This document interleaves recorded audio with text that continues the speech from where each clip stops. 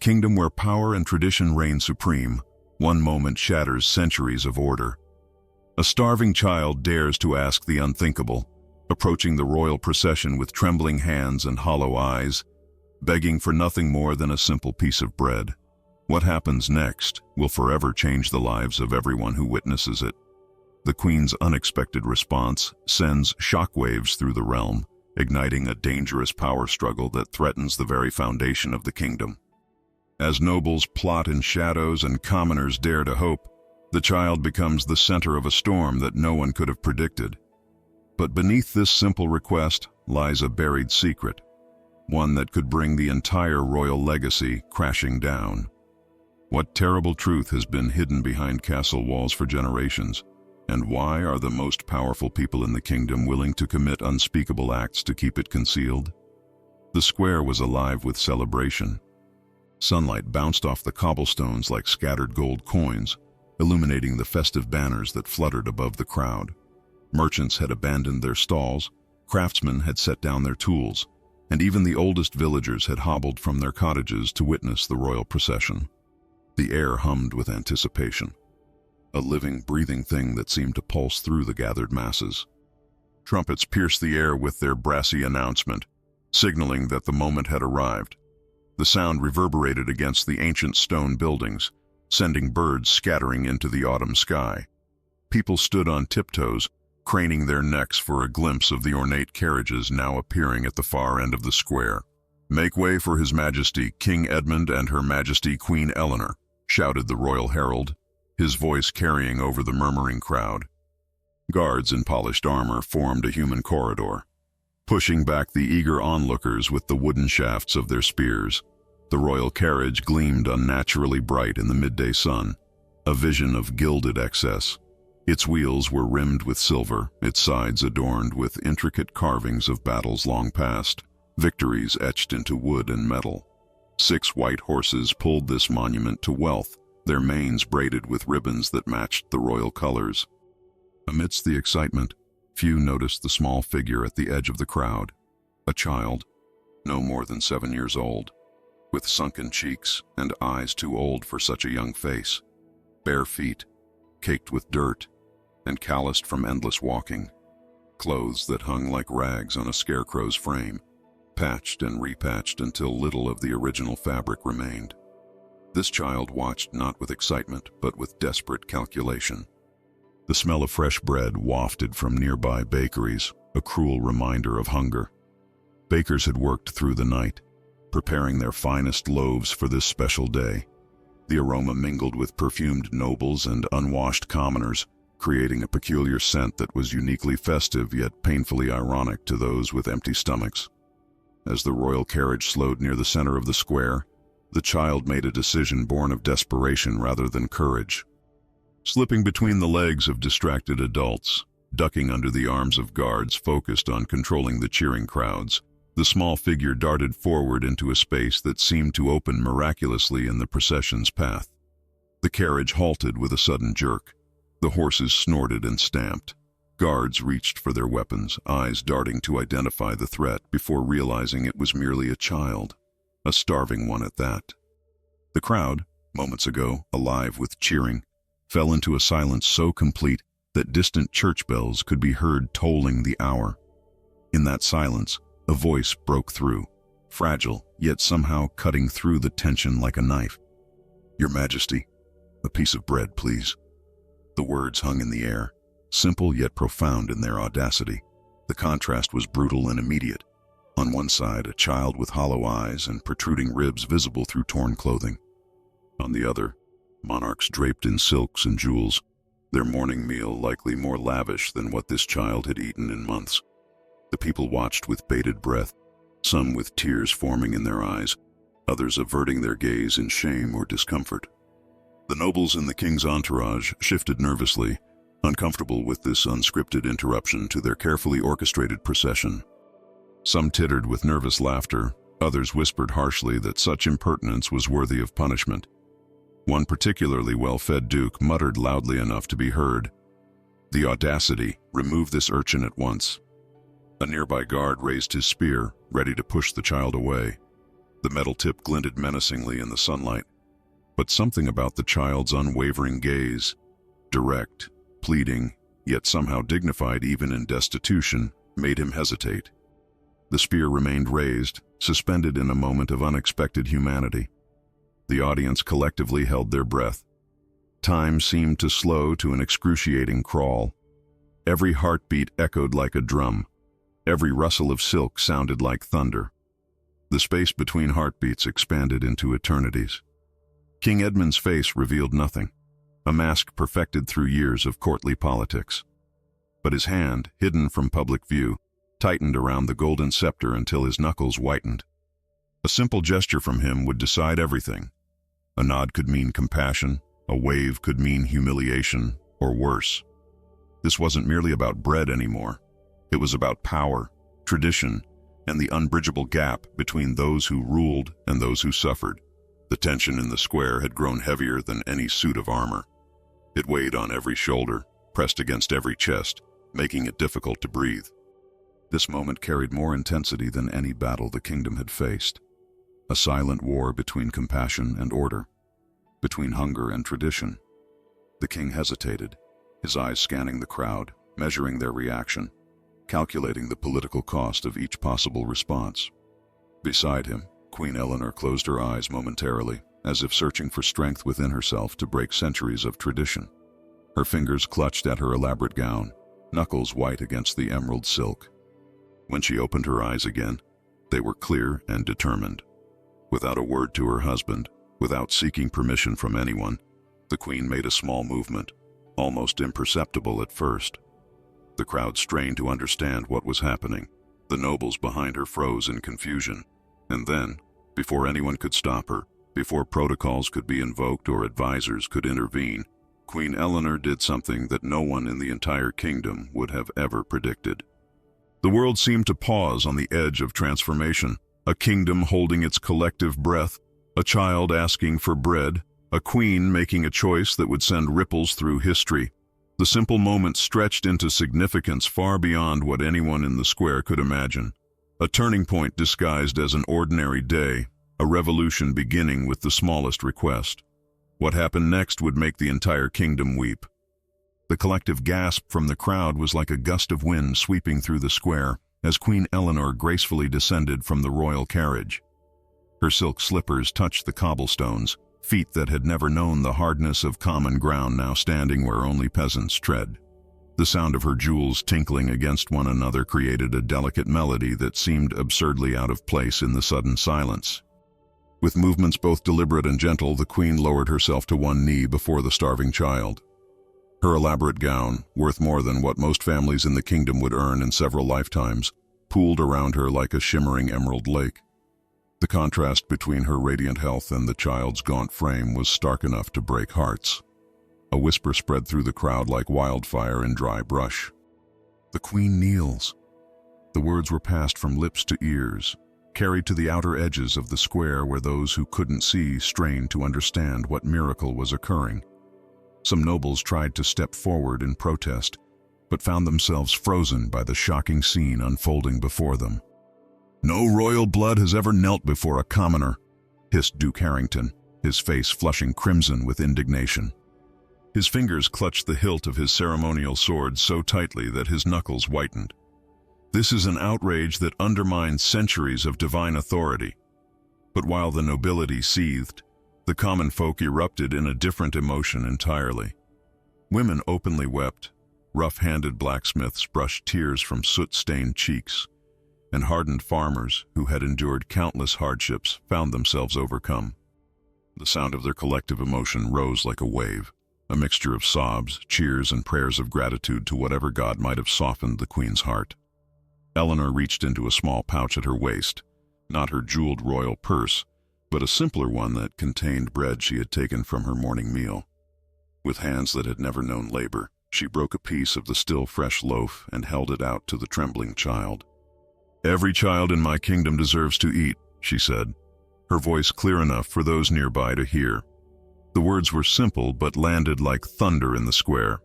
The child's dirty fingers reached out hesitantly, as if expecting the offer to be withdrawn as some cruel joke. When they finally closed around the bread, the small body shuddered with emotion, hunger and gratitude colliding in a single moment. The first bite was taken with reverence, eyes never leaving the Queen's face. King Edmund remained motionless atop the carriage, his expression unreadable to most. But those closest to him, his personal guard and longtime advisors, recognized the subtle tightening around his eyes, the slight downward turn of his mouth. This unplanned act of compassion represented something far more dangerous than mere kindness.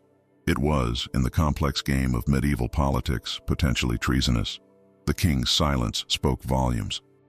He neither endorsed nor condemned his wife's actions, but his rigid posture told the court all they needed to know. There would be consequences behind closed doors. The royal couple's public unity was maintained, but hairline fractures had appeared in the foundation of their relationship. The feudal lords exchanged glances laden with meaning. Baron Blackthorn's hand rested meaningfully on his sword. Lord Fairfield's jaw clenched so tightly that a vein pulsed visibly at his temple. Lady Rosewood, whose fortune came from taxing the peasants who worked her vast lands, fanned herself furiously as if trying to dispel not just the heat, but the dangerous precedent being set before her eyes. "If the commoners begin to expect such treatment," whispered Lord Hawthorne to his neighboring noble, "our entire way of life crumbles. Today it's bread. Tomorrow they'll want fair taxation, representation in court, or, God forbid, land of their own." Meanwhile, the wealthy merchants who had positioned themselves advantageously along the procession route muttered calculations under their breath. Some saw opportunity in this new compassion. Others recognized the threat to their monopolies on grain and flour. Guildmaster Thatcher, who controlled the kingdom's bakeries with an iron fist, scratched figures in a small notebook, already adjusting bread prices to compensate for this potential disruption. The bread, such a simple thing in ordinary times, had transformed before everyone's eyes into something else entirely, a symbol of power shifted, of boundaries crossed, of the old order challenged. What should have been a mere morsel had become, in that electric moment, the most significant object in the entire kingdom. As Queen Eleanor rose to her feet, her eyes met the child's with unexpected warmth. No words passed between them, but something more profound than language was exchanged, a recognition of shared humanity that transcended the artificial barriers of class and privilege. For a brief moment, the Queen wasn't a royal figurehead, but simply a woman showing kindness to a hungry child. The spell broke when the royal guards finally recovered from their shock and moved to escort the Queen back to her carriage. As she turned, the crowd erupted in renewed cheers, louder, more passionate than any that had greeted the initial procession. These weren't the practiced huzzas of subjects performing expected loyalty. They were the genuine outpouring of people who had, perhaps for the first time, seen themselves truly seen by the crown. That night, as darkness fell over the kingdom, the square emptied of its festive crowds, but the energy of what had occurred lingered like a physical presence.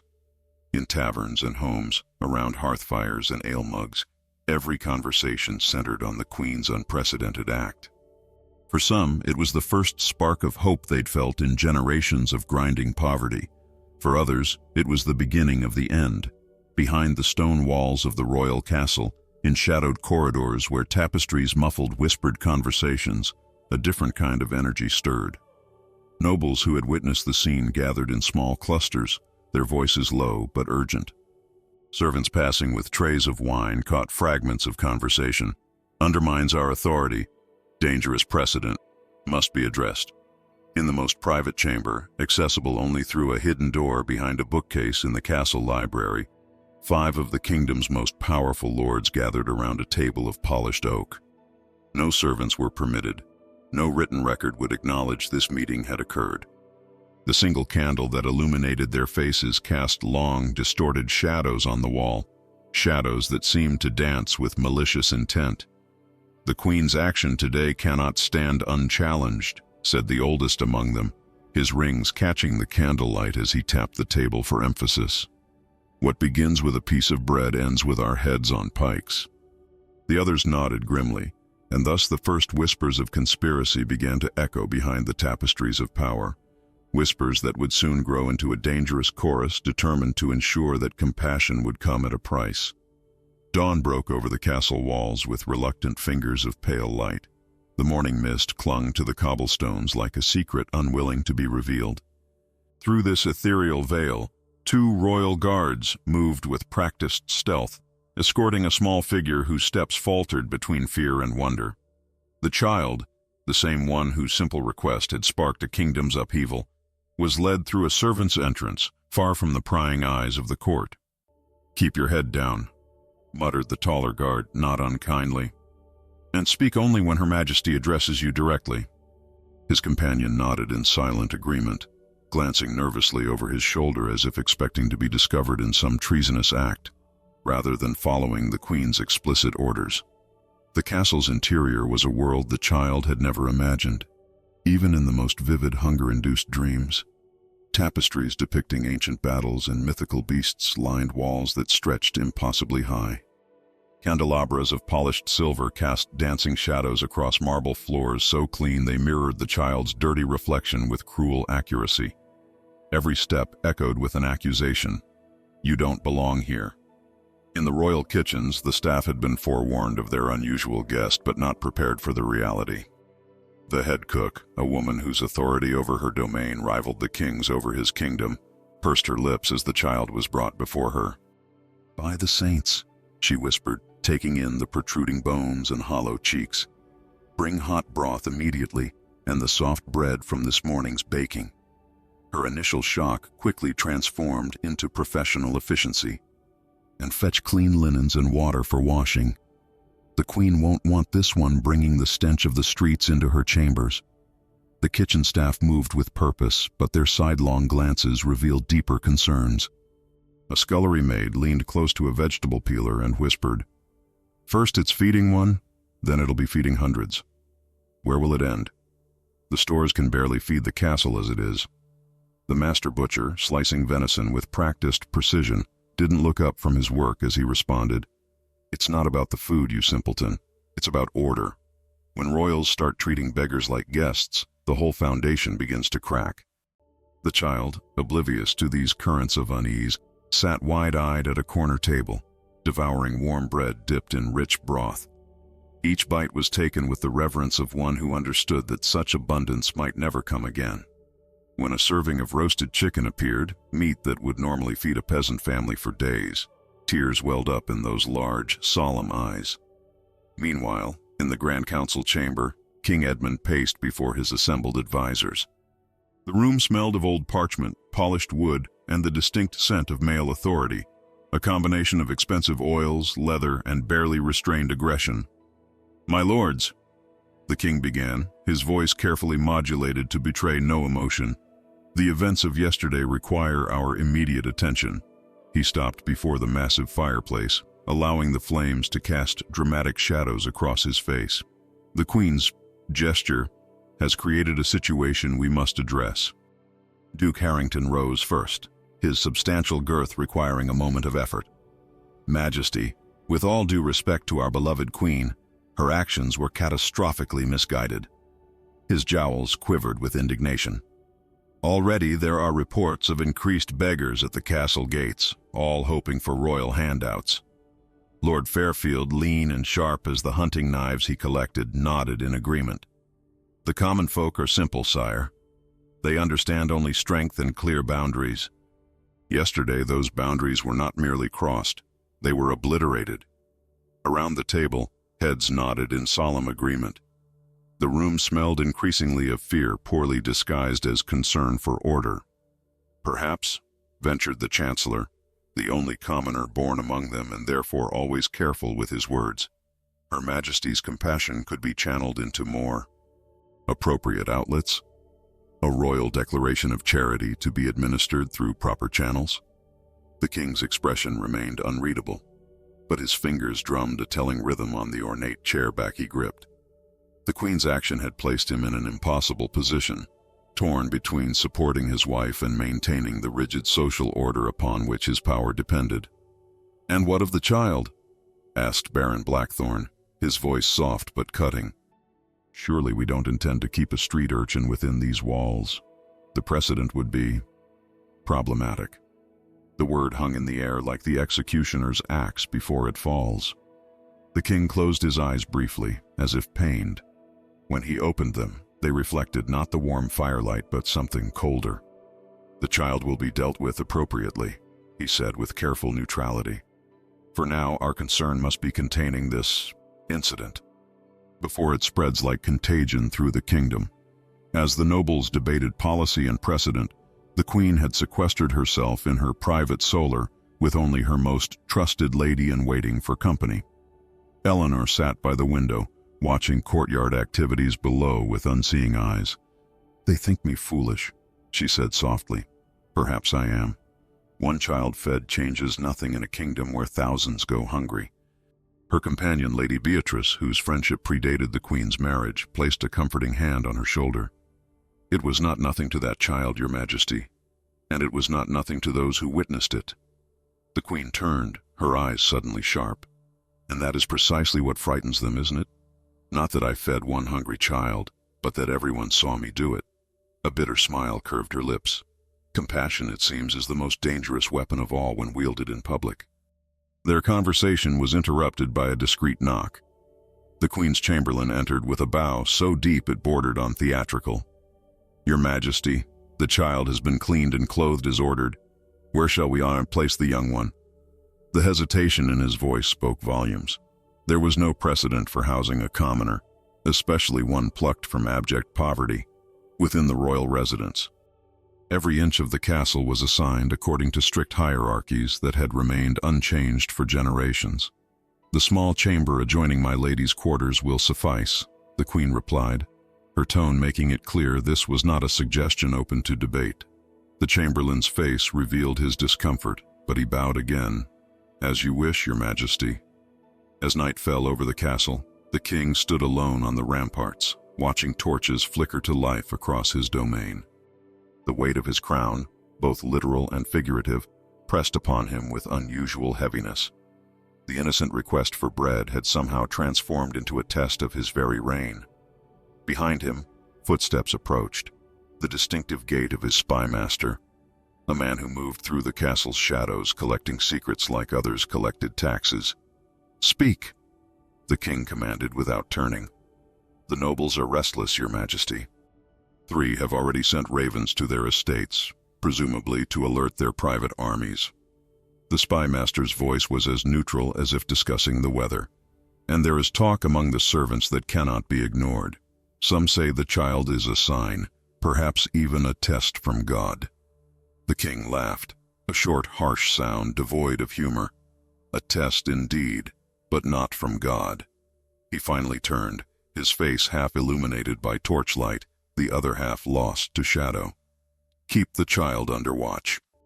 Discreetly, in the modest chamber where the child now lay sleeping, clean for perhaps the first time ever, wrapped in linens finer than anything previously imagined, dreams of bread and kindness played behind closed eyelids.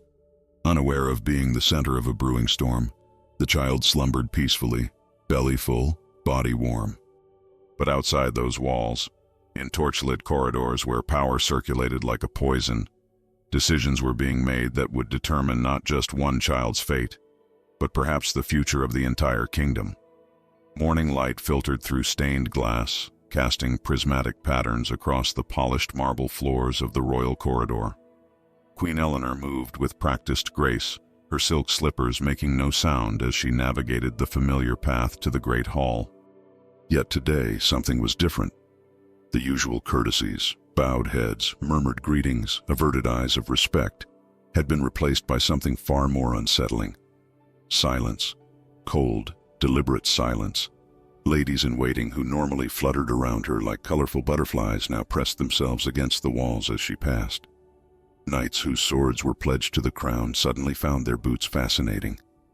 Even ancient courtiers who had served 3 generations of royalty managed to discover urgent business in opposite directions. The queen maintained her composure, spine straight as a blade, eyes forward. Only the slight whitening of her knuckles as she clutched her prayer book betrayed any awareness of the subtle rebellion unfolding around her. "They fear change more than they fear God himself," she whispered to Lady Beatrice, her sole remaining companion in this silent procession of judgment. You would think I had called for revolution rather than shared a crust of bread. Beatrice's response was equally hushed. It is precisely because they cannot distinguish between the two that they tremble, Your Majesty. In the small chamber adjacent to the ladies' quarters, the child sat cross-legged on a wooden stool, watching with wide-eyed fascination as a reluctant handmaiden demonstrated the proper way to eat porridge with a silver spoon. The contrast between them was stark. The servant girl, though of humble birth herself, now played the role of social superior, instructing this newcomer in the mysterious rituals of civilized existence. "You must never slurp," the handmaiden explained, her tone a complex mixture of condescension and discomfort. "And your elbows must never touch the table," she demonstrated with exaggerated movements, as if teaching a particularly slow pupil. The child nodded solemnly, mimicking each motion with painstaking precision. Hunger had been a harsh but effective teacher. Survival had always depended on quick learning and adaptation. Now, surrounded by unimaginable luxury, those same skills were being repurposed. Each lesson absorbed could mean another day in this haven of warmth and food. "Why does everyone look at me like I'm a ghost?" the child asked suddenly, small fingers clutching the silver spoon too tightly. The handmaiden's practiced smile faltered. "Because," she said after a moment's hesitation, "to them, you shouldn't exist here. It's like finding a fish swimming in the air or a bird burrowing underground. It upsets the natural order." Before the child could respond, the door opened to reveal the Queen's Chamberlain, his perpetual expression of mild disapproval now deepened to undisguised contempt. "The royal physician will examine the child for diseases," he announced, making no effort to acknowledge the subject of his statement directly. "Her Majesty insists." Across the castle, in a corridor seldom frequented by any but the most powerful nobles, a very different conversation was taking place. Duke Harrington and Count Vermillion stood in the shadow of a massive tapestry depicting the realm's founding battle, their voices barely above a whisper. "The king vacillates," Harrington hissed, his jowls quivering with barely contained fury. "He should have ended this farce immediately." Vermillion, whose family had supplied military commanders to the crown for 7 generations, nodded grimly. His hesitation emboldens her. "This morning I witnessed her walking these very halls as if nothing were amiss, as if she hadn't undermined centuries of divine order." "And the child?" Harrington asked, though his tone suggested the word vermin would have been his preferred term. "Still here, still being treated like some sort of guest." Vermillion practically spat the last word. "My sources tell me the Queen has ordered special instruction, new clothing, even a personal attendant." Harrington's eyes narrowed to slits. "Then we must act where the king will not. The longer this continues, the more difficult containment becomes." Their conversation ceased abruptly as footsteps approached. Both men smoothly transitioned to discussing crop yields and taxation, the mundane business of governance that served as perfect cover for deeper plots. That evening, the royal family gathered for the formal dinner, a nightly ritual normally choreographed with the precision of a military campaign. Every seat reflected rank and favor, every course was timed to perfection, every conversation carefully modulated to avoid genuine substance. Tonight, however, the air in the great hall felt charged with dangerous potential, like the moment before lightning strikes. King Edmund sat at the head of the massive oak table, his crown absent, but his authority unmistakable in the rigid set of his shoulders. Queen Eleanor, seated to his right as tradition dictated, maintained a calm exterior that belied the storm raging within. Between them stretched an expanse of polished wood that might as well have been an ocean. The court watched this silent battle with the avid attention of spectators at a tournament, hungry for any sign of weakness or capitulation from either combatant. When Count Vermillion rose to offer a toast, the subtle shift in atmosphere was palpable. Those attuned to court politics recognized the glint in his eye, the look of a man about to thrust a knife disguised as a compliment. "To His Majesty," Vermillion began, his voice carrying easily through the cavernous hall, "whose wisdom guides our realm through all manner of unexpected challenges." He paused, allowing the emphasis to land with precision. "And to Her Majesty, whose heart proves as boundless as the common lands beyond our walls." The double-edged nature of the toast was lost on no one, Comparing the queen's compassion to common lands, the unregulated, often lawless territories beyond noble control, was a calculated insult wrapped in courtly language. A tense silence followed. The king's goblet remained on the table, neither accepting nor rejecting the toast. A deliberate ambiguity that spoke volumes. The queen, however, lifted her goblet with a steady hand and a smile that never reached her eyes. "I thank you for your kind words, Count Vermillion. Indeed, my heart embraces all subjects of this realm, from the highest noble to the lowest beggar. For are we not taught that even kings may fall and beggars rise, depending on God's will?" Her counterthrust was equally precise. The biblical reference reminded all present of the temporary nature of earthly power, a subtle warning to those who might forget their own mortality in their quest for dominance. The Count's face darkened momentarily before he recovered his courtly mask. "Indeed, Your Majesty, God's will remains mysterious to us all." As the meal progressed through its many courses, conversations flowed around the room like treacherous currents. Beneath the veneer of civility, alliances were forming and fracturing. Servants moving silently between tables caught fragments of whispered plans, stored away like valuable currency to be traded later in the downstairs world. In the kitchens below, where the heat from massive cooking fires turned the air oppressive, the child sat on a wooden stool, watching the orchestrated chaos with fascination. The head cook, having taken a grudging liking to her silent observer, occasionally slipped extra morsels onto a small plate. "They're all fighting up there," the cook said, nodding toward the ceiling. "Fine silks and pretty words don't change the fact that they're squabbling like chickens over feed." "Because of me?" the child asked, voice small beneath the clatter of pots and the shouts of kitchen boys. The cook's weathered face softened momentarily. "Not you, child.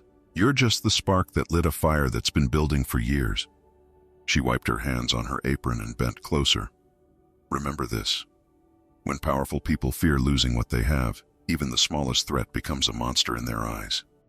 Upstairs, as the final course was cleared and the nobility dispersed to their evening entertainments, the king and queen retired to their private chambers, separate rooms connected by a door that, tonight, remained firmly closed. The physical barrier between them symbolized the growing division that one piece of bread had somehow created. Alone in her chamber, the queen stood at the window, watching the distant lights of the city flicker like earthbound stars. The knowledge that each light represented lives under her husband's rule, lives filled with hunger, hardship, and now perhaps a dangerous new ingredient, hope, weighed on her with unexpected heaviness. What had begun as a simple act of compassion now threatened to become something far more consequential. And somewhere in the massive castle, a child who had only asked for bread slept uneasily, surrounded by luxury, but also by growing danger, a pawn in a game whose rules remained incomprehensible to its most vulnerable player. The marketplace bustled with unusual energy for a Tuesday morning. Merchants who normally haggled with practiced indifference now leaned across their stalls, voices lowered in conspiratorial tones. Women drawing water from the communal well abandoned their usual complaints about aching backs to exchange whispered accounts of what they'd heard about the queen's shocking act of compassion. Even the children, typically consumed by their games of chase and make-believe, now played a new game.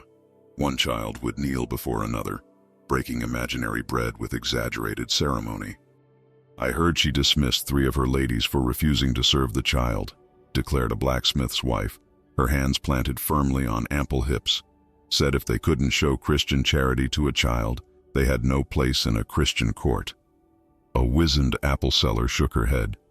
"My cousin's boy works in the stables, says the nobles are in an uproar. Duke Harrington threatened to withdraw his men-at-arms if the street filth wasn't removed from the castle." "Let him," shouted a young farrier, his face still bearing the flush of youth and idealism. "Let all the fat lords take their armies and go. For the first time, we have a queen who sees us as people, not cattle to be taxed and worked to death." His outburst drew cautious glances from those nearby. Such talk, while increasingly common, still carried risk. The king's spies were everywhere, and loose tongues had a way of leading to tight nooses. Across town, in the Broken Shield Tavern, the conversation had grown even bolder, fueled by ale and the shared misery of laborers whose bodies bore the scars of feudal servitude. The tavern's low ceiling trapped smoke from the hearth, creating a haze that seemed appropriate for the revolutionary words being exchanged. "My grandfather told me stories," said an old soldier, his left sleeve pinned empty where an arm had once been, "of lands across the sea where common folk have a say in how they're governed, where even kings must answer to councils elected by the people." Laughter greeted his words, not of mockery but of desperate hope trying to disguise itself as skepticism. "And my grandmother could fly on a broomstick," countered a mason with hands like weathered stone. "Tales to amuse children, nothing more." "Perhaps," the old soldier conceded, taking another deep draught of his ale. "But tell me this. Before the Queen knelt to that child, would any of you have imagined such a thing possible? If that can happen, what else might change?" The question hung in the smoky air, dangerous and intoxicating. Near the docks, where the smell of fish and tar permeated everything, a different kind of conversation took place among the merchants whose ships connected the kingdom to distant lands. These men, whose wealth often rivaled that of minor nobles despite their common birth, recognized opportunity in chaos. "The grain merchants are panicking," said a spice trader whose voyages to exotic lands had darkened his skin and filled his coffers. "They fear the Queen will next demand price controls to feed the poor." His companion, a wool merchant with fingers perpetually stained blue from dye, nodded thoughtfully. "My contacts at court say the king walks a knife's edge. The old nobility pushes him to discipline the Queen publicly, while the younger lords see advantage in supporting her popularity. And where advantage exists, profit follows." The spice trader concluded with a smile that never reached his calculating eyes. Meanwhile, in the outlying farms and villages, the story of the Queen and the child had transformed with each telling. By the time it reached the farthest corners of the realm, the simple act had become almost mythological in proportion. "She crowned the child with her own diadem," insisted a dairymaid to wide-eyed listeners in a rural hamlet 3 days' ride from the capital. "Declared that innocence and need were truer nobility than blood and gold." "I heard she's ordered all royal stores opened," countered a woodcutter in another village. "Every child in the kingdom to receive a royal loaf by month's end." Truth mattered less than what the story represented, a disruption in the natural order that some feared and others desperately craved. For peasants whose lives had been defined by immutable hierarchies, the Queen's gesture offered a tantalizing glimpse of a world where stations might not be fixed at birth, where compassion might outweigh tradition. In a field halfway between two hamlets, a group of serfs paused in their labor, leaning on hoes and scythes as they debated what it all meant. Their faces, weathered by sun and hardship, showed a range of emotions from cautious hope to outright suspicion. "Nothing will change," declared an older man, his back permanently bent from decades stooping in fields. "They'll make sure of it. Probably already had the child quietly disposed of." "You're wrong," countered a younger woman, her calloused hands cradling her swollen belly. "Something has already changed. We're standing here talking about possibilities. When have we ever done that before?"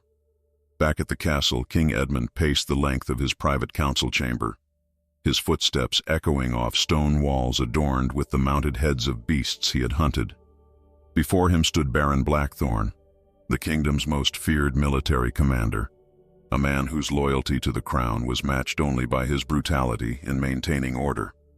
"The situation in the villages grows concerning, Your Majesty," Blackthorne reported, his scarred face impassive. "Talk of the Queen's action spreads like contagion. Some are calling it a sign from God that change is coming."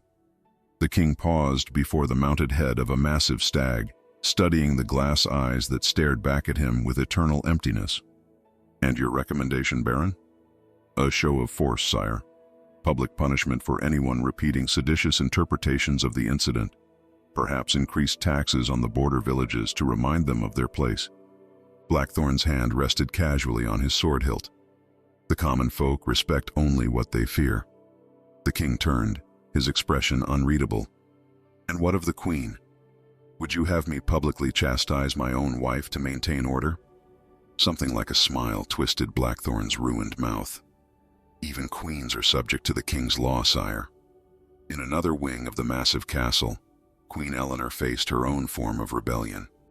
The great lady's Solar, normally filled with the gentle sounds of embroidery needles and ladylike conversation, had fallen silent upon her entrance. 12 noblewomen, representing the kingdom's most powerful families, sat with rigid backs and averted eyes. "I see my presence disturbs your afternoon," the queen observed, her tone mild, despite the obvious slight. "Perhaps you would prefer I leave you to your contemplations." The Duchess of Westmoreland, whose age and lineage granted her privileges few would dare claim, finally spoke. "We are merely concerned, Your Majesty. Your recent interest in charitable work seems to have taken an unprecedented turn." The carefully chosen words carried barbs beneath their silken surface. Unprecedented? The Queen's eyebrow arched delicately. "I was unaware that Christian charity had limitations based on rank or circumstance."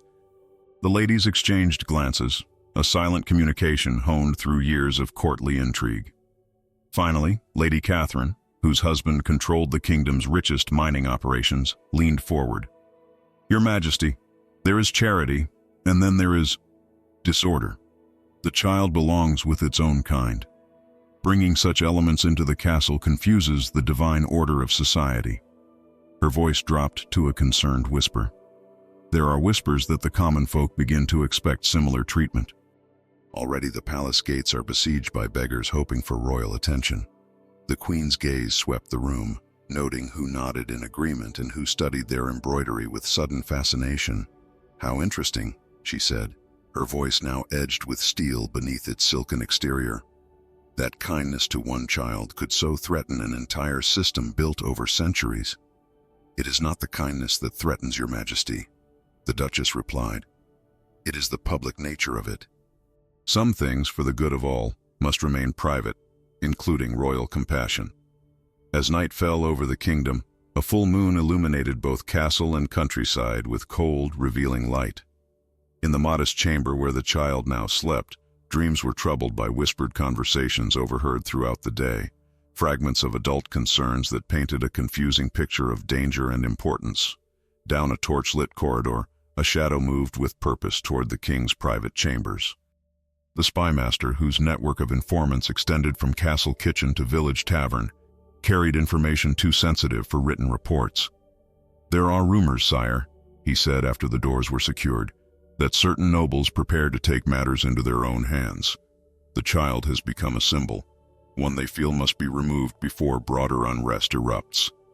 The king's face remained impassive, but his hand tightened around the goblet he held until his knuckles whitened. "They would act without my order? Some believe they act in Your Majesty's best interest, sparing you the complication of direct involvement." The spymaster's tone remained neutral, his expression revealing nothing of his own opinion on the matter. A heavy silence filled the chamber, broken only by the occasional pop from the hearth fire. When the king finally spoke, his voice was low but clear. "Post additional guards near the child's quarters, discreetly." The spymaster bowed in acknowledgement, but as he turned to leave, the king added, "And have my personal confessor sent to me. It seems I have much to contemplate this night." As midnight approached, the rain began, a gentle patter against stone that gradually intensified into a downpour. Nature's percussion accompanied the quiet but momentous decisions being made behind closed doors throughout the castle and beyond. Decisions that would determine not just the fate of one child, but perhaps the future of an entire kingdom. Dawn had barely broken when Queen Eleanor hurried down the corridor, her unbound hair flying behind her like a banner of war. She had dispensed with ladies-in-waiting, with protocol, with every trapping of royalty that might slow her progress. The queen moved with singular purpose, her silk slippers silent against the stone floor, her breath coming in short gasps that formed small clouds in the morning chill. When she reached the chamber door, the guards stationed outside straightened to attention, their expressions carefully neutral despite the unusual sight of their queen in such disarray. "Open it," she commanded, her voice leaving no room for hesitation. The guard on the left shifted uncomfortably. "Your Majesty, perhaps it would be better to wait for now." The single word carried the full weight of her authority. The door swung open, revealing the small chamber bathed in pale morning light. Everything appeared in perfect order.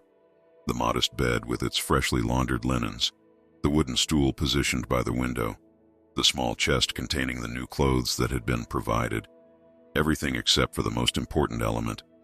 The child was gone. The queen stood frozen in the doorway, her eyes sweeping the room as if expecting the small figure to materialize from behind the furniture. When she finally stepped inside, her movements were measured, deliberate, a hunter searching for signs. Her fingers brushed across the bed linens, still holding the warmth of recent occupation. On the pillow, a single crumb of bread remained, a cruel reminder of how this all began. The queen lifted it with trembling fingers, examining it as if it might speak, might reveal what had happened in the night. "Search the castle," she ordered, her voice dangerously calm. "Every room, every passage, every shadowed corner, and bring me Lady Beatrice, immediately." As the guards hurried to obey, the queen sank onto the wooden stool, her rigid composure finally cracking. In the privacy of that moment, she allowed her shoulders to slump, her hand to cover her mouth as she fought back the hot sting of tears. "What have they done?" she whispered to the empty room.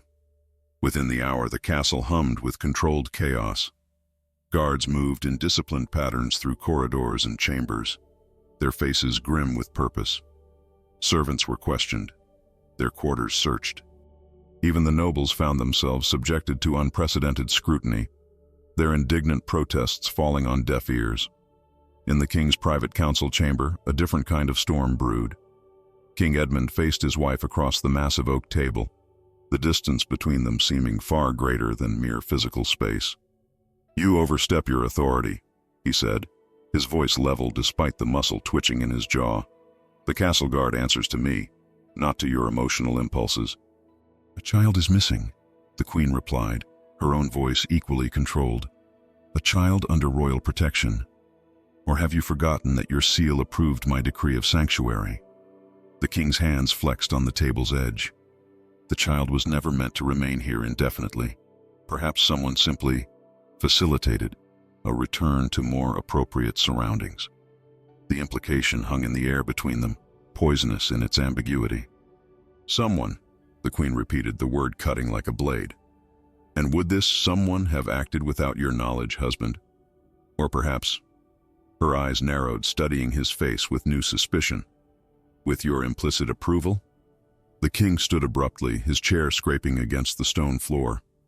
"You forget yourself, Eleanor. I am still your king before I am your husband. And I am still a queen before I am your wife," she countered, rising to meet his gaze. "A queen who made a promise of protection that has been violated within these walls." Their standoff was interrupted by a sharp knock. The spymaster entered without waiting for permission, his typically impassive face showing rare signs of urgency. "Your Majesties," he began, bowing perfunctorily. "There are developments." Outside the castle walls, the town had awakened to rumors that spread faster than morning mist burning off the river. Market stalls stood abandoned as people gathered in small clusters, voices raised in concern and anger. "They've done away with the child," declared a blacksmith, his massive fists clenched at his sides. "Just as they do away with anyone who threatens their precious order." "The queen will protect the little one," argued a baker's wife, though her voice held more hope than conviction. "She defied them all once already." "The queen is just one woman," countered an old soldier, his eyes haunted by memories of battles fought for lords who never remembered his name. "And they are many, with centuries of power behind them." As the morning progressed, the crowds grew larger, more restless. What had begun as concerned gossip was transforming into something more dangerous, a collective anger seeking direction, a spark searching for kindling. In a tavern near the town square, Duke Harrington sat with Count Vermillion, both men dressed in simple merchant's garb that fooled no one who looked closely at their manicured hands and perfect posture. "It proceeds as planned," Harrington murmured, keeping his voice low despite the growing noise from the street outside. "The child's disappearance will be blamed on royal indifference. The Queen's moment of compassion revealed as mere theater." Vermillion nodded, his thin lips curved in the ghost of a smile. "And when they demand answers?" "The king will be forced to restore order with a firm hand," Harrington replied, swirling the wine in his cup with practiced nonchalance. "The natural hierarchy will reassert itself." A commotion from outside drew their attention. Through the grimy window, they could see people running toward the town square, their faces animated with fresh excitement. "What now?" Vermilion muttered, rising to peer more clearly through the glass. Back at the castle, Lady Beatrice hurried through the servants' passages, her normally perfect composure shattered. Her hair had come loose from its careful arrangement, and her breathing came in sharp gasps as she finally reached the Queen's private chamber. "Your Majesty," she managed between breaths. "They're saying, in the town, someone has come forward, with the child." The Queen's head snapped up, hope and suspicion warring in her expression. "Who? Where?" "A common woman brought the child to the town square," Beatrice explained, her words tumbling over each other in their rush to be spoken. "They're coming here, hundreds of them, demanding an audience." Within moments, the castle erupted into frantic preparation. Guards doubled at every entrance, nobles retreated to their chambers, servants scurried to secure valuables against what many feared would become a riot. The king, informed of the developing situation, ordered the portcullis lowered, a defensive measure not taken since the last foreign invasion 3 decades earlier. "This is madness," he declared to his assembled advisors. "We cannot allow the rabble to dictate terms based on wild rumors." Baron Blackthorn stepped forward, his scarred hand already on his sword hilt. "Give the order, sire, and my men will disperse them, a few examples made, and the rest will remember their place." The king hesitated, the weight of decision heavy in his eyes. "And create martyrs? Transform a misunderstanding into rebellion?" He shook his head. "No, we will hear them, under controlled conditions." As preparations were made in the great courtyard, guards positioned strategically, archers posted on the walls as a silent warning, the Queen prepared herself in a different way. She dismissed her ladies, refusing the elaborate gown they had prepared in favor of the simple blue dress she had worn that fateful day in the square. "If I am to face them," she told Lady Beatrice, who alone remained to help with her hair, "I will do so as the woman who knelt before a hungry child, not as a queen hiding behind ceremony." When she finally emerged to join the king on the steps of the great hall, a murmur ran through the assembled nobles. The statement she made with her choice of attire was lost on no one. The king glanced sideways at her, his expression unreadable. "You play a dangerous game, wife." "No game," she replied softly. "Merely truth." The massive gates groaned open just enough to admit a small delegation from the town, 6 commoners escorting a woman who held the hand of a small, familiar figure. The child walked with head bowed, shoulders hunched as if expecting a blow. The courtyard fell silent as the unlikely procession approached the steps. Guards tightened their grips on spear shafts, nobles held their breath, servants froze in their tasks. It seemed as if the entire castle, perhaps the entire kingdom, balanced on the edge of a blade. The woman leading the child stepped forward, her rough homespun dress and calloused hands marking her as a laborer. Yet she carried herself with surprising dignity as she faced the monarchs of the realm. "Your Majesties," she began, her voice steady despite the circumstances, "I bring back what was taken without right or reason." The Queen took an involuntary step forward, her eyes fixed on the child. "What happened?" she demanded, protocol forgotten in the moment. "Who took—" "I found this one being carried away by men in the night," the woman interrupted, a breach of etiquette that drew gasps from the courtiers. "Men who claimed to act with royal authority, though they bore no insignia and spoke with the accents of hired swords rather than royal guards." The implication hung in the air, dangerous as drawn steel. The king's face darkened. "A serious accusation, good wife. Have you proof of these claims?" Instead of answering, the woman gently urged the child forward. "Tell them what you told me, little one. Fear no punishment for the truth." All eyes turned to the small figure standing between worlds, between commoner and royalty, between victim and catalyst, between past certainties and future possibilities. When the child finally looked up, the assembled crowd saw something unexpected in those young eyes. Not fear, not confusion, but a clarity that seemed far beyond tender years. "They said," the child began in a voice that somehow carried to every corner of the courtyard, "that I was never meant to be here. that some things must remain as they have always been. A small hand reached into a pocket, withdrawing something that caught the morning light. They left this behind. The object, a small signet ring bearing a noble crest, passed from the child's hand to the woman's, and then was held aloft for all to see. In that moment, as recognition dawned on the faces of those who knew the symbol, the first act of this unexpected drama reached its climax. The carefully maintained facade of court unity shattered like glass struck by stone, revealing the hidden fractures that had always existed beneath the surface. And as the king stared at the damning evidence, his expression transformed from controlled authority to something far more dangerous, the look of a man betrayed by those he had trusted most. The signet ring gleamed in the morning light, its engraved crest unmistakable to anyone schooled in the heraldry of the realm. A collective gasp rippled through the courtyard as nobles and servants alike recognized the symbol of House Vermillion, one of the oldest and most powerful families in the kingdom. The silence that followed was deafening, pregnant with implications too dangerous to voice aloud. King Edmund extended his hand, and the commoner woman, suddenly aware of the enormity of what she had set in motion, hesitantly placed the ring in his palm.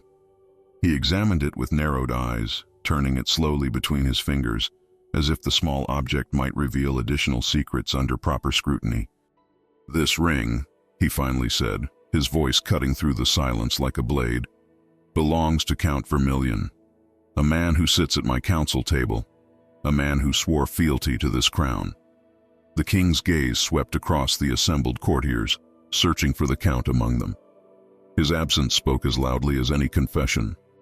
The queen knelt before the child, her elaborate dress pooling around her on the courtyard stones, a flagrant disregard for protocol that, just days ago, would have been the castle's primary scandal.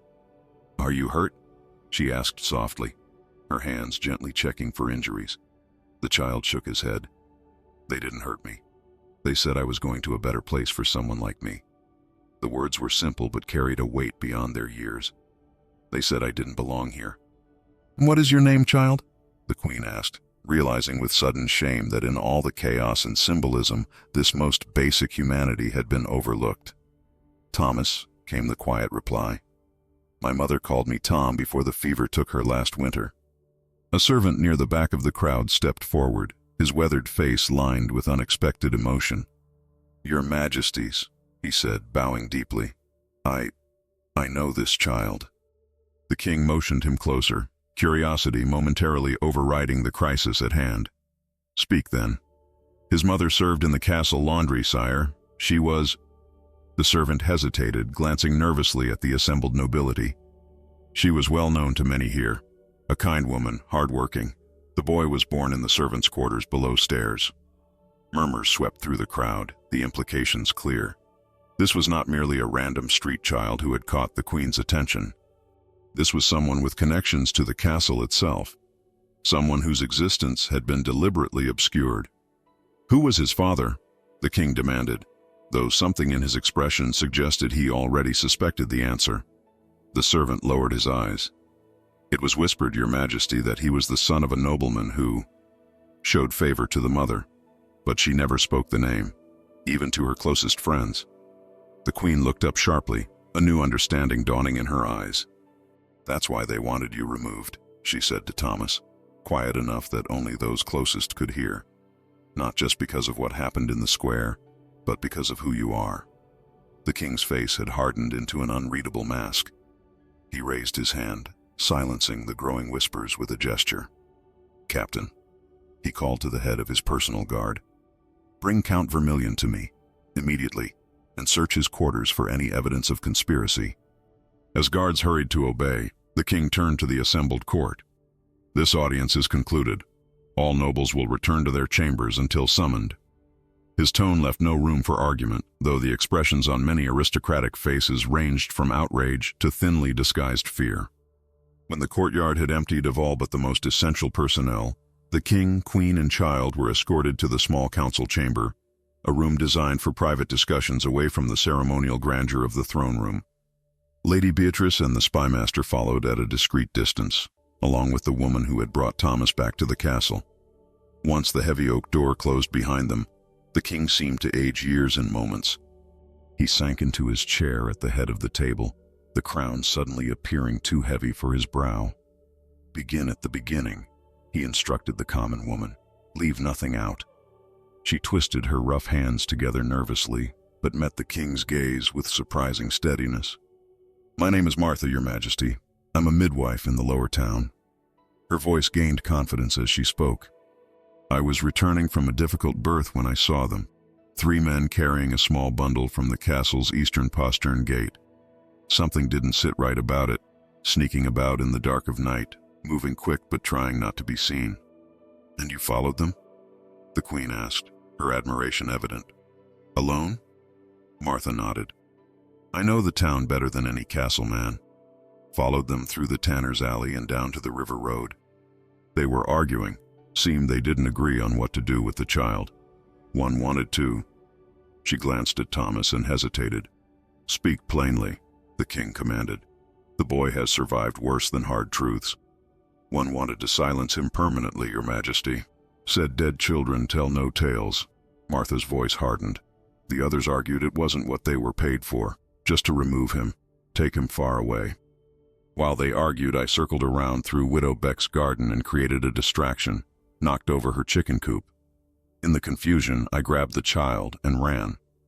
The queen reached out impulsively, clasping Martha's work-roughened hand in her own.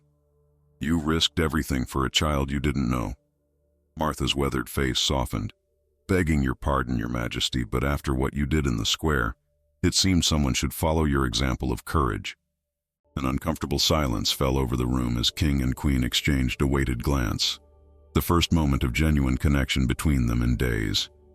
The spymaster cleared his throat, breaking the tension. "There is more to this than Count Vermillion's ring, your majesties.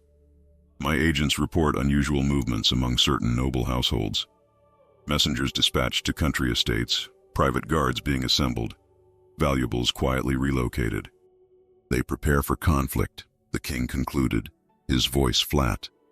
"Or retreat," the spymaster suggested. "Those implicated may seek to escape justice." Thomas, who had remained silent throughout these adult discussions, suddenly spoke. "The man with the ring, he talked about old debts and bloodlines. Said it wasn't just about bread anymore." All eyes turned to the child, seeing him anew, not as a symbol or a pawn, but as a witness whose quiet observation might hold keys to understanding the conspiracy unfolding around them. "What else did you hear, Thomas?" the queen asked gently. The boy's forehead furrowed in concentration. "They spoke of a servant named Roderick who worked for the old king. Said he was sent away unjustly, that his blood—" He trailed off, struggling with concepts beyond his years. The king went utterly still, the color draining from his face. "Roderick," he repeated, the name clearly significant to him. "Are you certain that was the name?" Thomas nodded solemnly. "Yes, your majesty. They said that name many times." The king rose abruptly and crossed to the window, his back to the room as he stared out at the castle grounds below. When he finally spoke, his voice had changed, deeper, weighted with a history known only to him. "Roderick was my father's most trusted servant when I was a boy. He served this castle for 20 years before he was accused of stealing from the royal treasury." The king's shoulders tensed visibly. He proclaimed his innocence until the end, but the evidence was compelling. "My father had him flogged and banished from the kingdom, his position and lands forfeit." "And you believe this connects to Thomas somehow?" the queen asked, the pieces beginning to align in her mind. The king turned back to face them, his expression grave. "Roderick had a daughter who remained at court, a laundress." The silence that followed was broken only by Thomas's soft intake of breath as understanding dawned on his young face. "My mother," he whispered. "Yes," the king confirmed, his gaze fixed on the child with new intensity. "I believe your mother was Helena, daughter of Roderick. Which makes you—" "The grandson of a man some believe was wrongfully condemned," the spymaster finished, his normally impassive face showing rare concern. "A bloodline with a grievance against the crown." The queen rose, moving to stand protectively beside Thomas. "This child asked for bread, not vengeance. He carries no responsibility for disputes that began before his birth." "Perhaps not," the king acknowledged. But those who would use him as a symbol care nothing for his innocence. He returned to the table, his decision made. Captain, double the guard on all castle entrances. No one enters or leaves without my explicit permission. As orders were issued and the room began to empty, the Queen drew Thomas aside, kneeling once more to meet his eyes. "I made you a promise of protection," she said softly. "That promise stands, regardless of your bloodline or the schemes of others."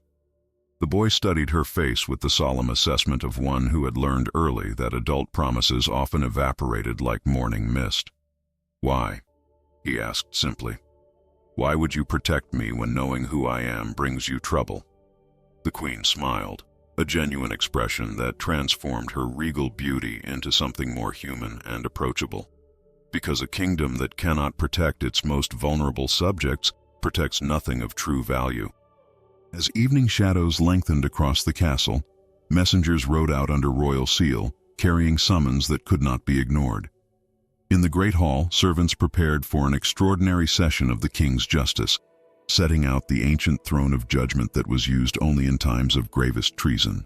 The pieces were moving now, the hidden truths rising to the surface like bodies long drowned but finally breaking free of the mud that concealed them. What had begun with a simple request for bread had revealed rot at the kingdom's core. Injustices buried but not forgotten, bloodlines denied but not erased, power maintained through secrets now crumbling in the light of day.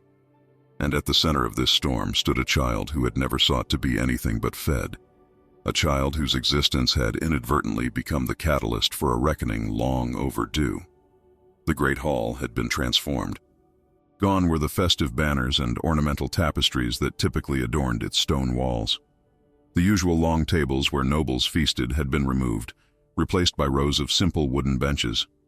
At the far end, the ceremonial throne of judgment, carved from ancient oak and used only in times of grave importance, had been placed upon the dais where the king's regular seat would normally stand.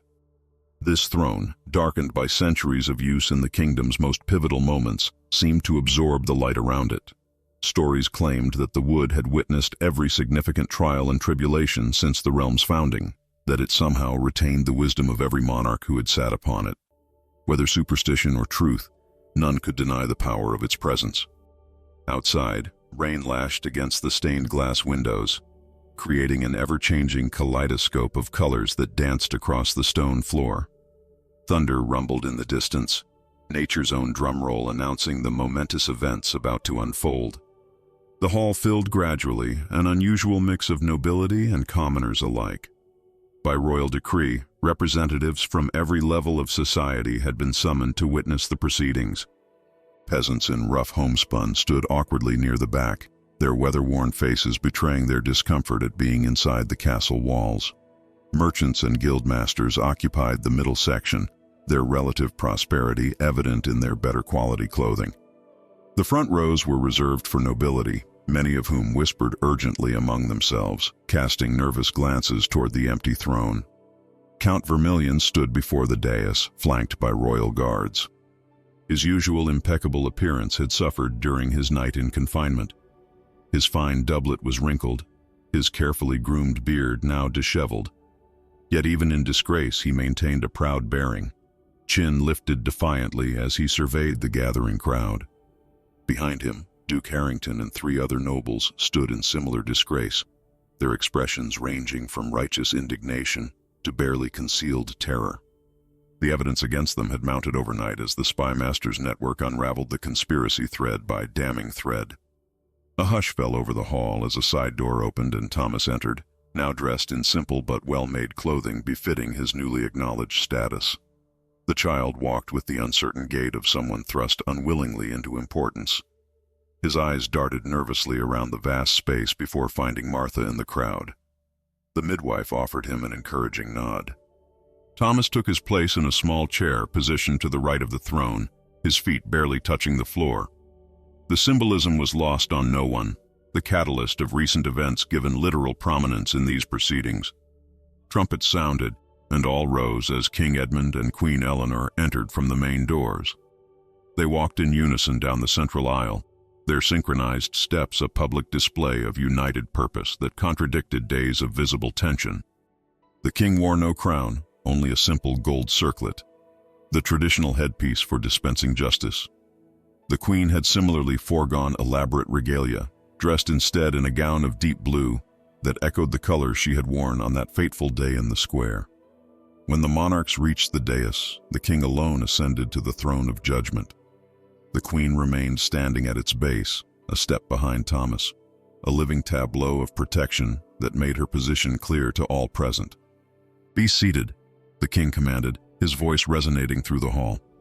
When all had complied, he continued, "We gather today not merely to judge the accused before us, but to confront truths long buried beneath convenience and privilege."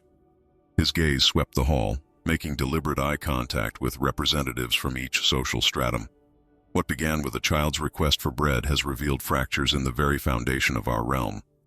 Today, we address not just a conspiracy against an innocent, but against the principles that must govern any kingdom worthy of loyalty. Count Vermillion shifted his weight, the chains binding his wrists clanking softly in the silence. The king's attention snapped to him. "You stand accused of orchestrating the abduction of a child under royal protection. The evidence against you is substantial. Your signet ring found at the scene, testimony from your co-conspirators, documents discovered in your quarters detailing payments to hired men." The king leaned forward slightly. "Have you anything to say in your defense?" The count raised his head, addressing not just the king, but the entire assembly. "I acted to preserve order, Your Majesty, an order that has sustained this kingdom for generations."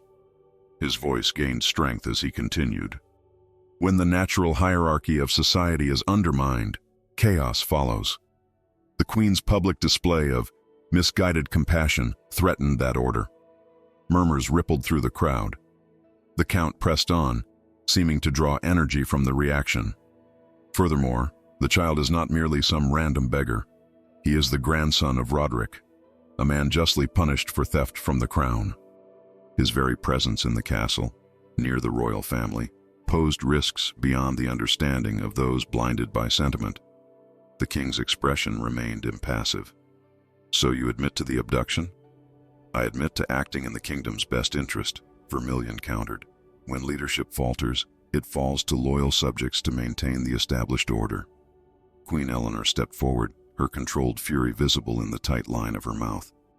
"You speak of order, Count Vermillion, yet you conspired in shadows. You speak of loyalty while plotting against your sovereigns. Your concern was never for the kingdom, but for the privileges your position afforded you." Before the count could respond, Thomas rose from his small chair. The unexpected movement drew all eyes to him, and the hall fell into stunned silence.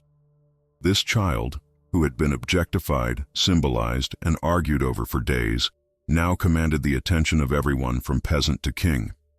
"I didn't ask for gold," he said, his voice small yet somehow carrying to every corner of the vast space. "I didn't ask for lands. I asked only for bread."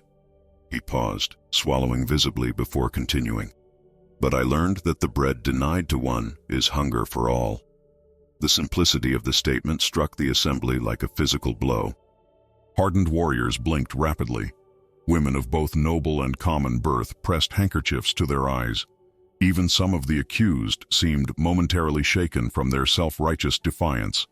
The queen openly wept, making no attempt to hide the tears tracking down her cheeks. The king's composure cracked slightly, a muscle working in his jaw as he fought to maintain the dignity his position demanded. In the profound silence that followed, the king rose from the throne of judgment. Every eye followed him as he descended the steps of the dais to stand directly before Thomas. Then, in a movement that would be recorded in court chronicles and tavern songs for generations to come, King Edmund lowered himself to one knee before the child. The collective gasp that swept through the hall was like a gust of wind. Nobles clutched at their chests as if physically struck. Peasants grasped each other's hands in disbelief. What the queen had done days ago in the square, shocking as it had been, paled in comparison to seeing the king himself kneel. This was not weakness. This was not capitulation.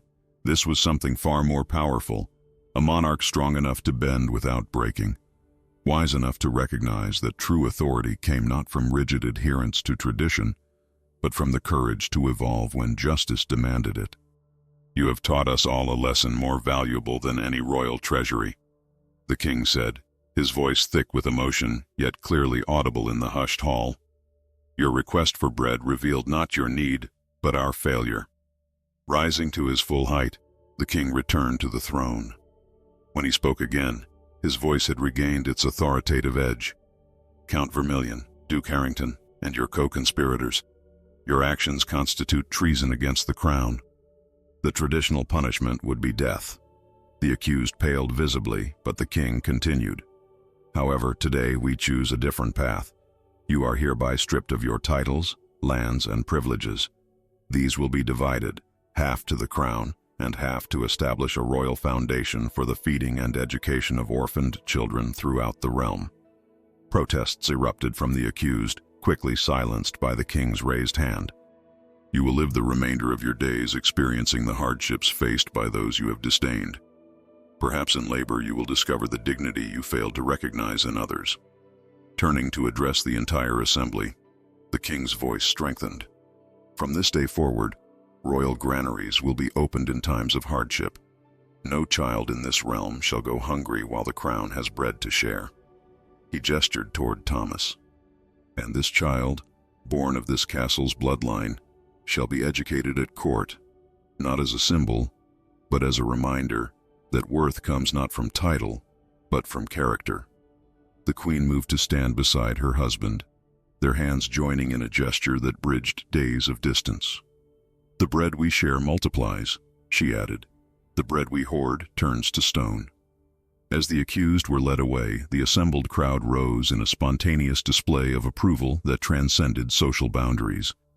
Nobles who had never acknowledged the existence of commoners now stood shoulder to shoulder with blacksmiths and farmers, united in witnessing a transformation more significant than mere justice. Thomas remained in his place, overwhelmed by the enormity of what had unfolded because of his simple request. Martha made her way through the crowd to stand protectively beside him, her weathered hand resting gently on his shoulder. "What happens now?" he asked her quietly, as the hall erupted in conversation around them. The midwife smiled, wisdom etched in the lines of her face. "Now, child, the real work begins. Changing laws is simple compared to changing hearts. But today," she nodded toward the king and queen, who were speaking earnestly with representatives from every social class, "today I believe both are possible." As the rain outside finally ceased, sunlight broke through the clouds, sending brilliant shafts of colored light through the stained glass windows. The illumination fell across the great hall like a blessing, touching noble and commoner alike with the same radiant glow, nature itself seeming to approve of boundaries dissolved and humanity recognized. The kingdom would never be the same. A piece of bread, offered with compassion, had indeed changed the destiny of an empire. Sometimes the smallest moments contain the greatest power to change our world. A hungry child asking for bread became the catalyst that exposed centuries of injustice and transformed an entire kingdom. In our own lives, how often do we dismiss the simple requests of those who have less, never realizing that compassion is the true measure of our humanity? The queen could have followed tradition, maintaining the comfortable distance between royalty and commoner. Instead, she chose courage over convention, risking everything to acknowledge another's humanity. What would you risk to stand for what's right when everyone around you demands you maintain the status quo? Would you have the strength to kneel before those society tells you are beneath your notice? This story reminds us that true power lies not in titles or traditions, but in the courage to recognize our shared humanity. The bread we share multiplies. The bread we hoard turns to stone. If this story touched your heart, please share it with someone who needs to hear its message. Follow our channel for more tales that illuminate the human condition, and remember that your actions, however small, have the power to inspire profound change. Like the ripples from a single drop of water, one act of compassion can transform an entire kingdom or an entire world.